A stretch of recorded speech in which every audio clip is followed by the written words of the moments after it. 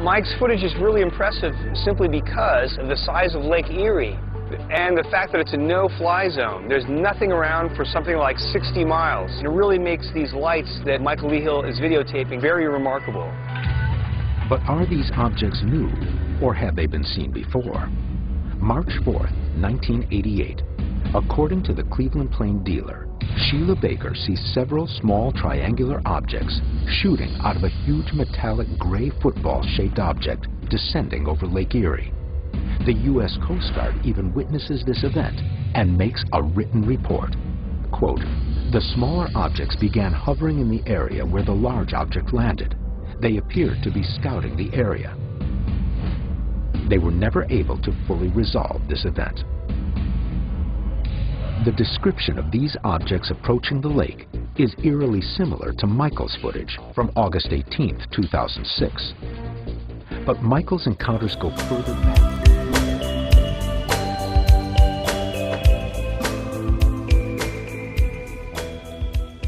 Hi folks, this is Dave Schmidt. It's the evening of May 10th, and as you can see, I've got Michael Lee Hill here with me. I'm here at my home in Sedona. Michael was here over the weekend at the workshop we had in Sedona, and he's staying with me here this week. And so Michael is going to be my guest on the radio program tomorrow night on May 11th, and we're going to have a live program. You can call in with all your questions if you'd like. And what we're going to do, we're going to talk about what is the appropriate story behind this ET race called the Anunnaki. About 8 to 10 years ago, if you did research on the internet, you couldn't find hardly anything at all. And yet there's lots of stuff that's coming out, and the vast majority of the information that is being presented on the internet is presenting the Anunnaki in what we would call a dark light. Well, Michael has a different side of the story of that, and his story is very unique. A couple of reasons why. Because see, he was associated with 5 years personally with a gentleman by the name of A.R. Borden, and for close to 40 years, A.R. Borden was the individual on this planet more than anybody else that personally worked and communicated with the Anunnaki. And also on top of that, Michael himself, you've heard me say this before, is a Nephilim, which is an Anunnaki human hybrid. So he has these first-hand experiences to be able to declare what truly is the story on there and how the experiences he relates to them as well. So Michael, just share with us a few, maybe a minute or two, some of the things that we're going to cover tomorrow night and what you'd like to talk about tomorrow night. Well, I'm really excited about this, first of all, because I see a lot of researchers just throwing the Anunnaki under the proverbial bus and putting them into a negative light. And I can understand, because there is a faction who has been tasked with reflecting back a negative polarity so we could evolve at a faster rate in consciousness. But that's only half the story. There's another part of this, and that is, I would call them Team Good Cop. And, I think this is why sometimes you'll hear people say that the Anunnaki have inspired us and given us agriculture and architecture and sacred geometry and, things that are enlightening humanity, where if you focus on Team Bad Cop, who's reflecting a negative polarity, then, it looks ugly. But I think the whole part of Team Good Cop is being ignored by a whole lot of researchers, and half truth is no truth at all. So. Good. Well, tomorrow night, that's what we're going to talk about on the radio program. The whole concept that it's not just one side of the story. There are two various sides of the story and the reason behind that, okay? Perfect. Good. We'll look forward to seeing you tomorrow night. All right. Thanks a lot. Okay. Bye-bye. Peace. Yeah.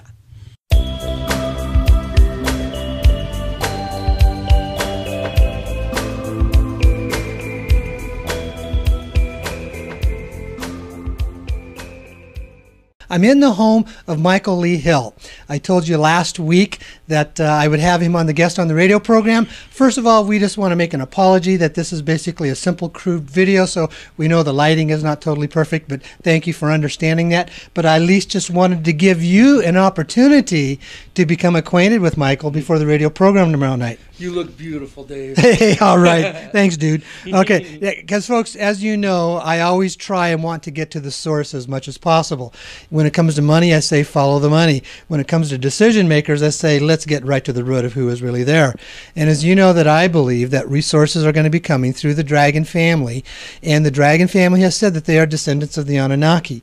Well, if I wanted to get to the root of who is basically in touch with the core rulers of the Anunnaki, I'm sitting here tonight with the gentleman who does that. Because, Michael, you have said yourself, not only have you said it, but it's been on a program that you were on the History Channel where they sent you to Harvard University in Boston to have your blood tested. And it came back pretty abnormal. They basically, if I remember you saying, you're hardly even human. So, you know, it was interesting because the last day of the production shoot for the History Channel is when that information came. His name is Professor David Sistrom. And the last day they're like, yeah, you have the blood anomaly as well, and your plane's waiting for you. I was like, wait a minute, this isn't just a TV show anymore. Like, what are you talking about? And he goes, what do you think unknown means? And yeah, so that was the beginning of all of this unfolding, because it wasn't long after that that the Anunnaki came and met me face to face and said, we want to talk to you about this blood issue that was released on the History Channel. And they told me that I was part of a bloodline called the Nephilim, and at that point that made no sense to me whatsoever. But this has all been new to you just in the last 7-8 years, hasn't it? Yeah 2008. You know, I had been seeing these UFOs over Lake Erie and came into contact with them, actually. But at that point, you know, I didn't know of my Native American Indian heritage because I was adopted, and I didn't know what an Anunnaki even was, and I didn't know what the Nephilim was. So it was quite a shock when they met me face to faceless, as it turns out. But that's it. Yeah, we can talk about that further. We can talk about that. In fact, tomorrow night on the radio program is when we'll go into great depth and detail. And folks, you will be able to call in with any questions that you have. If you really truly want to get to know how all of this history unfolds, because what I'm beginning to experience and understand along with Michael is our world's history has been so shifted and manipulated, and they haven't told us the truth. And the true evidence is now starting to come out in the archaeological studies that are coming out, and we're going to be finding not only do the Anunnaki have their traces back to areas of, you know, the Middle East and in Egypt, but we're also finding there's history of them right here in the United States. Yes. I'll just say this. I'm in your home state in Ohio, and I'll leave it at that if you want to go into the detail on the location, and we can do that on the radio program. But there will be new history that's going to start coming out. Yeah, and it all revolves around who the mound builders are, which predates the Native American Indians here on the North American continent. And what we're finding out, and through many different sources, DNA testing through haplogroup X2A, my own bloodline, it comes in through the Native American Indians. And yeah, so a lot is going to be revealed on who the mound builders truly are.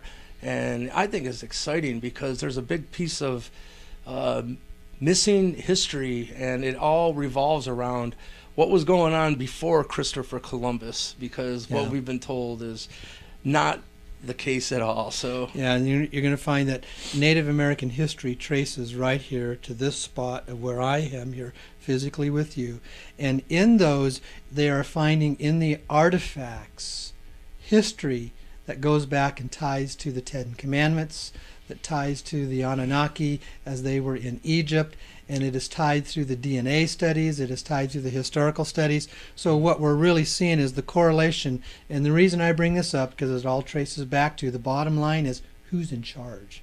Who's the one that's going to release all these funds? Who are the people that are really assisting us and helping us to have as ourselves to wake up and move into a new era of new lives for us as humanity here on the planet Earth? So we'll do that tomorrow night. Perfect. Great. Looking forward to it.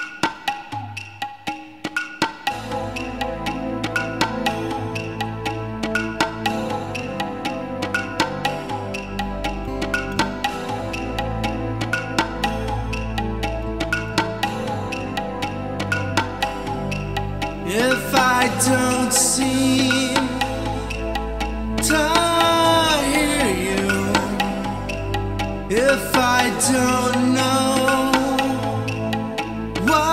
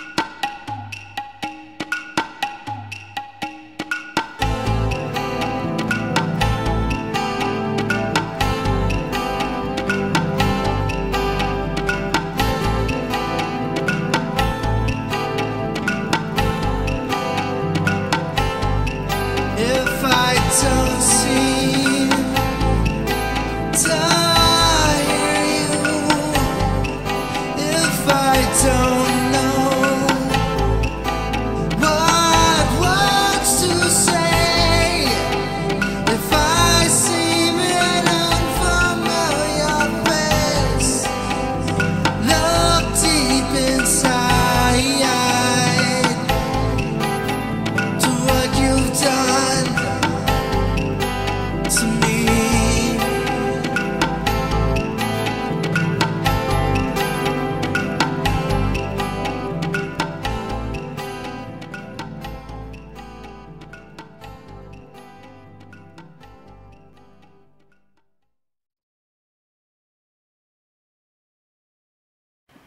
Hey, this is Michael Lee Hill, and I want to talk to you about the upcoming Star Knowledge Conference in Estes Park at the Dow House, and this is going to be August 12th, 13th, and 14th. The Star Knowledge Conference started about 20 years ago by Chief Golden Light Eagle and some of the other tribal elders. They had got permission from Spirit to start revealing their contact with star beings and what they've learned over thousands of years. And they were told it's time for them to start sharing this knowledge with the rest of the world. So that's what the Star Knowledge Conference is about, and this one in particular has some great speakers. Check out starknowledgeenterprises.com. Oh, hi. I was just asked a really good question, and that is, you know, what are my concepts of God? And I gotta say, I was agnostic up until my awakening, but where I really found my belief in a creator was when I started to learn about sacred geometry. You know, I started to learn that everything from the atom to galaxies are adhering to very specific geometry. The golden mean, Fibonacci sequences, and it's just not on Earth, it's anywhere. You know, it seems like the whole creation is adhering to this very specific geometry, and that's why it's called sacred.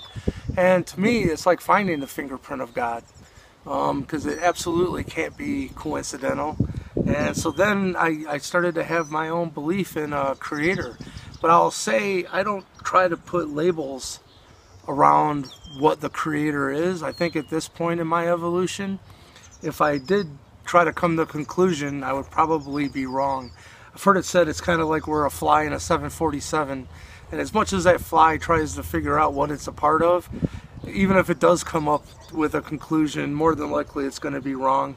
So I think at this point in my evolution, saying that I know what God or the creator is truly just putting chains around the possibilities of what the creator is. The second part of that question was, what do I think of Jesus? And I think Jesus is exactly who he said he was. I think some big parts of his message have been, they seem to go right past people's heads, and that's when he said, these things I do, one day you will do, and even greater. He didn't put himself on a pedestal and you know, say, I'm the only way and here I am. He said, you will do these miracles as well. And I think, you know, when you look at, you know, some people know that Jesus came from a specific bloodline, King of David.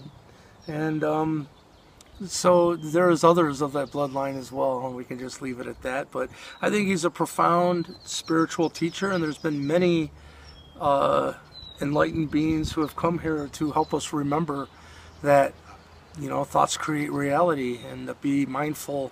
Think about what you're thinking about.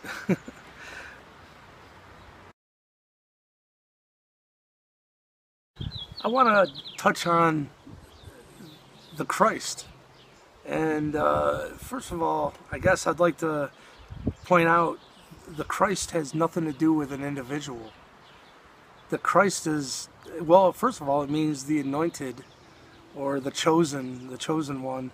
Chosen for what? I think it's spiritual knowledge. It's, you know, knowledge of how light and sound create physical reality, and how your own consciousness is behind the wheel, you know, sitting in the driver's seat. And I've heard it said, and I like this, that, you know, pretty much you get what you expect, and there is no other main rule. Fear or love, wherever you put your energy, it'll be reflected back to you by a loving universe. And so if you got a lot of fear and doubt in your belief system, you know, and then, you know, let's just say, I don't know, you're prejudiced or something, then you go out and you find yourself in a situation where it seems that your belief is confirmed. Well, it's not that you're right, your own beliefs are just being reflected back to you by a loving universe, and you could have easily just as chosen the opposite and then experienced that. So I think that's the whole thing about becoming conscious of what your belief systems are. And really, you know, this gets into the concept of free will as well, because a lot of people think free will is a great thing, and it is, but truly, once you understand thoughts create reality, it takes away free will, because there's only one thought form that has the most love-filled outcome for everyone involved, and any other choice is truly a trip back into the Maya or the illusion. So it really makes you focus what you're thinking about, and you know, but then I think you got to train yourself once that first thought form comes up, which I found out it's usually from the mass consciousness. Not usually, it is. All of our own first internal dialogue in our voice, in our mind, comes from the mass consciousness, and we're all connected to the mass consciousness. So I guess the point is, if your first thought forms that enter your head in your own internal dialogue are from the mass consciousness, well, the mass consciousness is still filled with a lot of fear-based thought forms. That's why that first thought may be, oh, I'm getting screwed again. Oh, this is happening again. You know, why does this keep happening? Well, it's because you got to look for something different. You know, Bruce Lee, when he'd have a feeling of fear or doubt, he would write it out on paper and burn it and give it back to the universe. Say, thank you for showing me what I got a fear stamp on. Now what else is available? Once you say, now what else is available, you've broken that tie to the mass consciousness, which, again, it's not like the mass consciousness. Some things, your first internal dialogue may be great and love-filled, but just be aware if it's fear or any of those frequencies. Train yourself to say thank you, but what else is available? And focus your attention on the highest love-filled outcome for everything and all involved. And do it with conviction, and don't ever doubt it afterwards, and see what manifests in your life. I think you'll be shocked.